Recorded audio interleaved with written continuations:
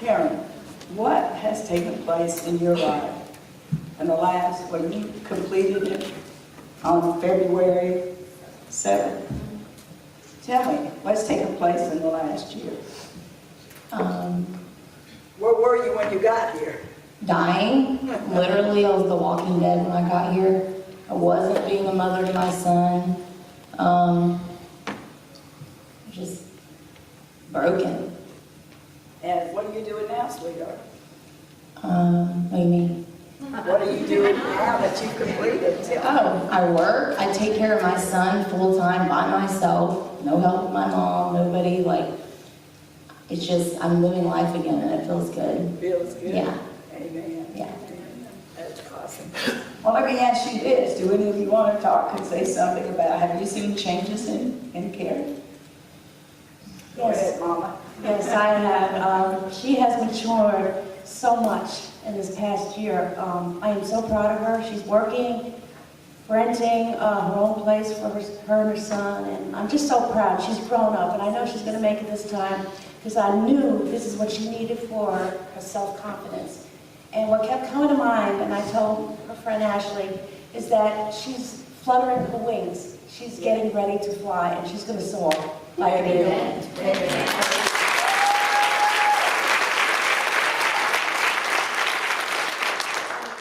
Just the exact same thing she said, but I wanted to add a little funny thing to it. I can't remember this one. It's such an amazing thing. It's also helped me, myself, just grow closer to the Lord, which I knew him and have known him, but you don't know how much somebody else can help you when you least expect it. Yeah. And also, I just thought that it was great. One night I asked her if we could hang out and have a girls' night as usual. And for the first time, she told me, do you mind if we just wait till next weekend? Because I'm just so exhausted from working and taking care of Landon. And it filled my heart with joy. So something so small, she's just coming together. It's great to see. Amen.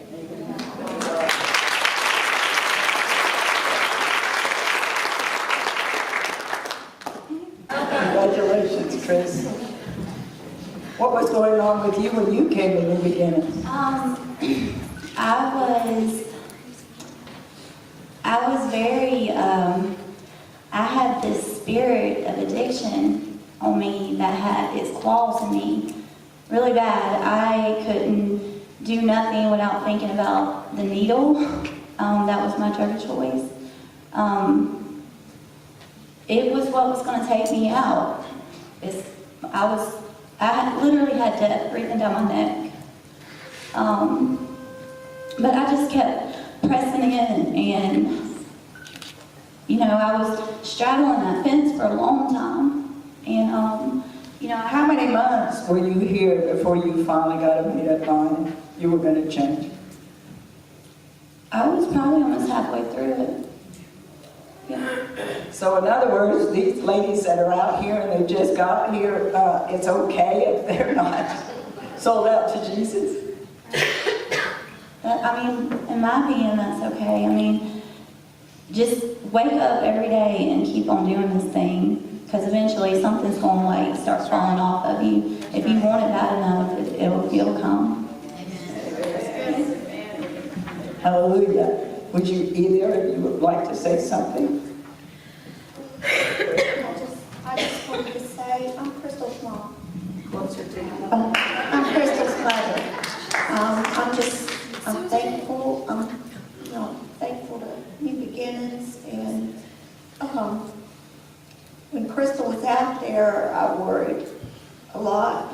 Her brother had passed away from the same thing.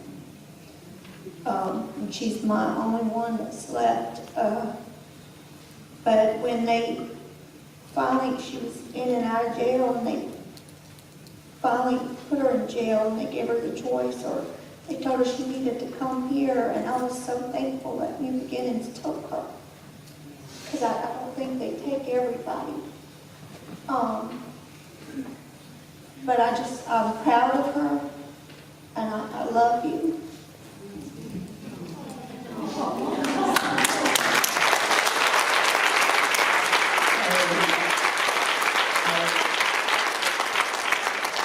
God is a restorer.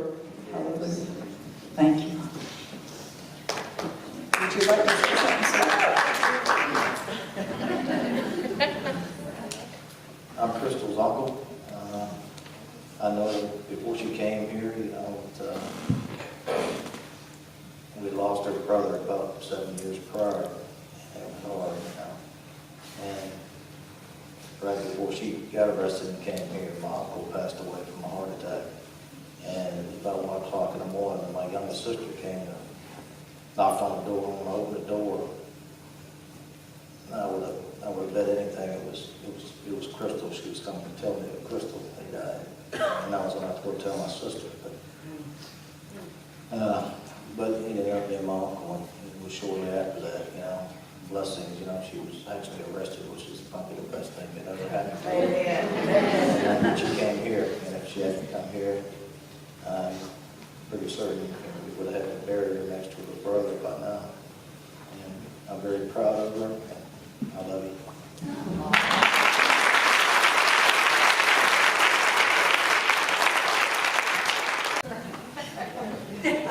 When I first got here, I was lost, very angry, bitter person. I gave up on life, and I thought I was always going to be that way. God has moved so many mountains in my life, and He's still opening doors I never thought would open. He's been in relationships with my family that I thought were unmendable, but He's just continued to work in my life, and I'm so thankful for the place that He's brought me out of that dark place that I was in. Amen. Hallelujah.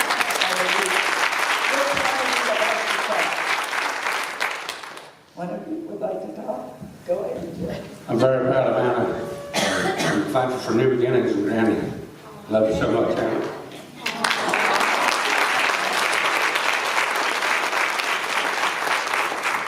Now, I gotta say this, we got a special connection, don't we, Joe? When he was a kid growing up, he hung out at the house. And then when he grew up, he and my son hung out and did drugs together. And I praise God, we're both clean and sober today.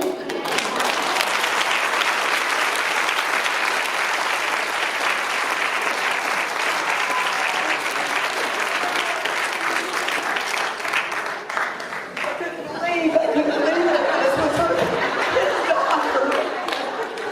I said, he's not old enough now, but I was his age. But it's awesome. Thank you. Thank you. Yeah, man. This one, yeah, you better catch it. Hallelujah.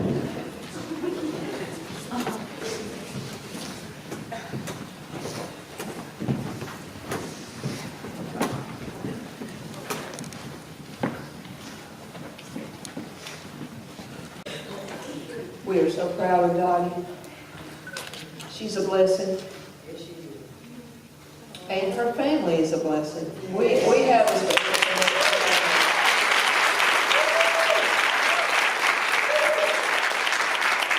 and I thank God for Mama. I think, Dottie was here before, but Mama learned to pray her into jail, and that was her greatest blessing. Jail cry. Yes. When she got in jail, we just, she got in jail, we just turned our back and we let her stay there. Until finally she came back to the house, and the next morning she said, I'm calling Granny. And I just gave her the phone and let her call the Granny. And she came back up here, and I'm so proud of her because I was very angry at her for a long time. But I'm not anymore.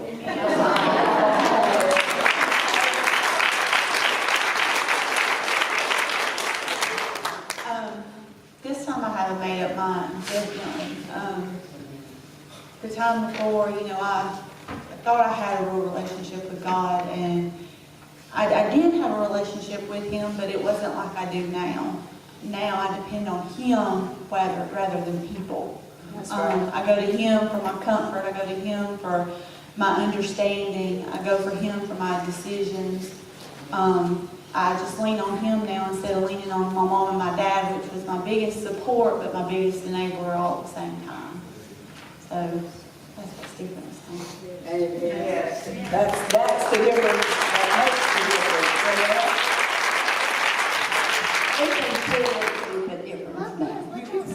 see the difference now. Amen. Amen. It's awesome. We love you, girl.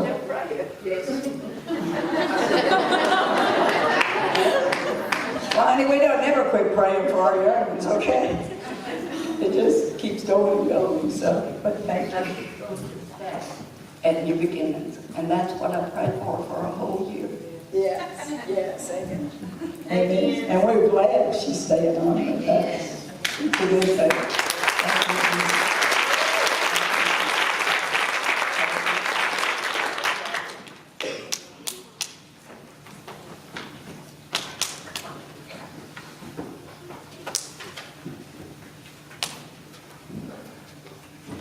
Carrie is one of our SLTs. That means servant leader training. And we are so thankful for her. She's a blessing to us. And she's come a mighty long ways. You want to tell them how far you've come?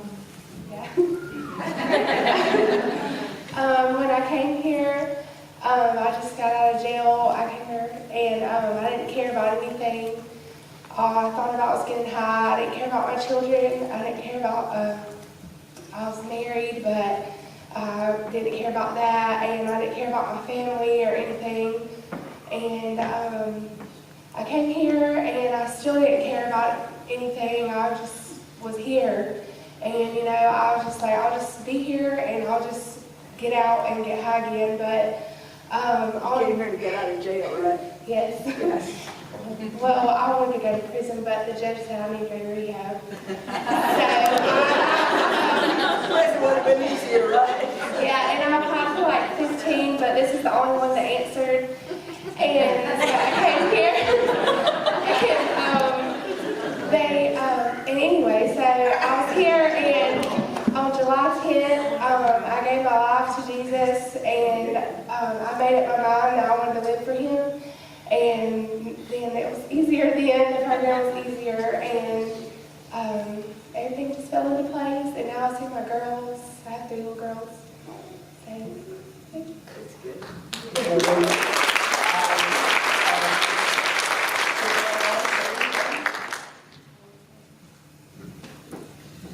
I'm very proud of Carrie.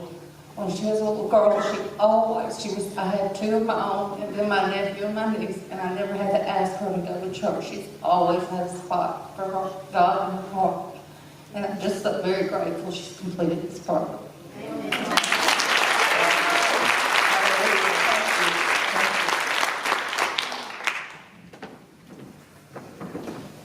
Yeah. Are we ready for this one?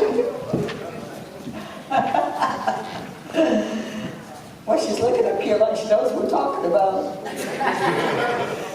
So anyway, we're proud of you, girl. Of course, you really didn't have a whole lot of issues, right? I don't think I did. Go ahead. What were your issues? She had an issue in trying to run. Yes. How far did you run that day? To Dollar General, but it took me about 5 hours.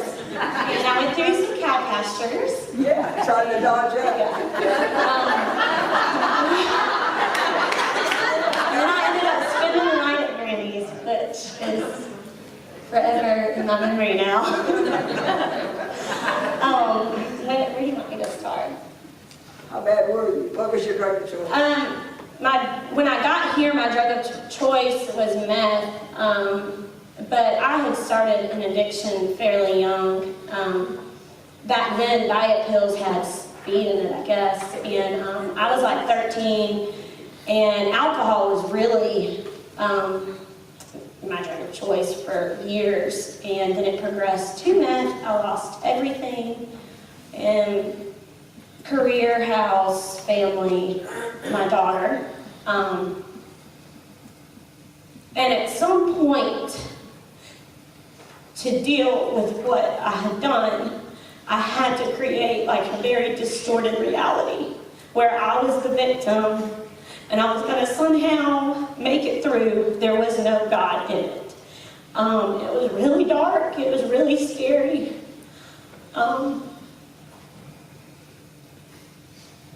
I walked out on my kid and thought that she was better off without a mom. lies from the devil that I just bought. And the drug wasn't fun anymore. It had stopped being fun a long time ago. Now it was just to get by. I had a friend come and get me. I should have died. I don't even know to this day how I made it out that day. Jesus. Yeah, Jesus. Jesus. Just the circumstances, anybody that knows me, I'm a little bit stubborn. I have a little bit of a pride issue, so I didn't, I didn't think that I needed help, and I did not want anybody to help me or know where I was at, and I should have died, and the one promise my friend made me was that he would get me in contact with Bella, and he tricked me, and he took me home. And from there, I ended up here, which I ran from the hospital. And I did not want detox.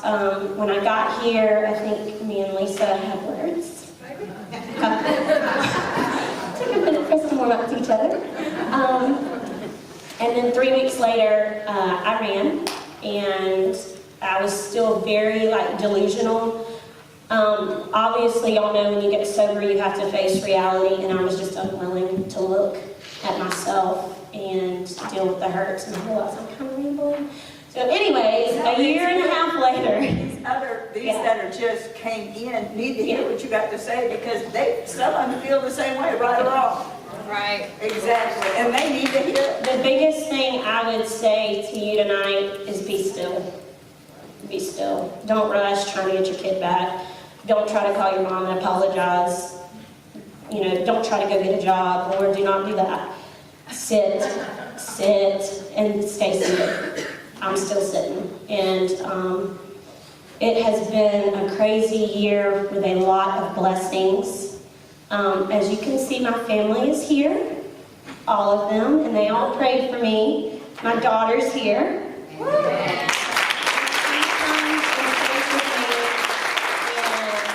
Stay with her, and we're building our relationship back, and all of the relationships are being restored, but it is in God's time, and I think we've all just changed. The whole family has changed. I really didn't want to get up here tonight because I don't know. It's just really important that you know that it's God. That it's not, this isn't a show, this isn't, yay, look what we've done.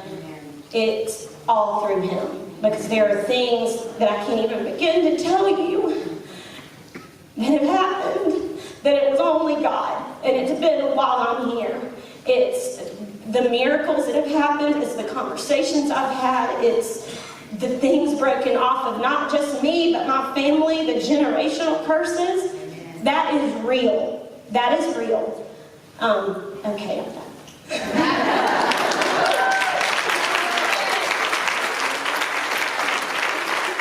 And the good thing is she's not running through cow pastures anymore, even though she can, and I won't chase her down. Yeah. But she's going to stay a while longer and do with it.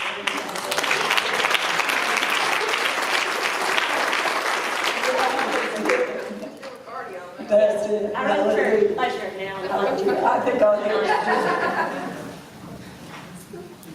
Yeah, you. Come on.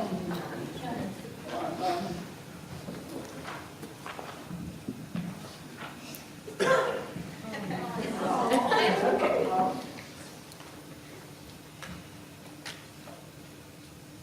Hated to get where she was by herself. We as a family enabled her. We were codependent, and I'm learning to overcome all of that with her. We never worried about this one, because she always was good and took care of herself. She did what she needed to do. This one needed a little more help, because we loved her to death, to that point where we almost lost her. I give God glory for what's happened in her life. I praise Him because He is the reason she's right here tonight. That's all. It is. And I thank you for this ministry. I can't thank you enough what That's it Jim too. and James and Jenny, all of us have gone through with her. And I know God placed her here for a purpose. And all you girls out here, they're telling you the truth. We didn't have much hope to start with.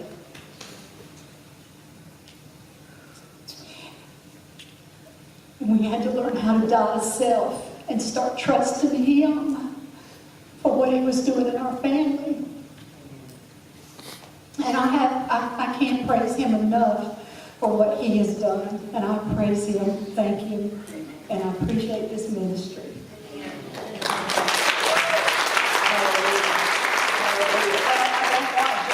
If I don't give him an opportunity. All right, get out of the way. I know. Let me tell you, I praise God for this place. I'm telling you, Granny, Lisa, Van Hall, I tell you, they saved my daughter's life. We adopted her 32 years ago. And then 16 months later, we had this one. And girls, I don't know, I probably would say something, so I was thinking, what can I say? But you girls that just came in, it's a choice. Life is a choice. You choose life, and this is a serious choice. Because this little girl could have been dead by now, and she could have been motherless. But God, through this ministry, saved my little girl.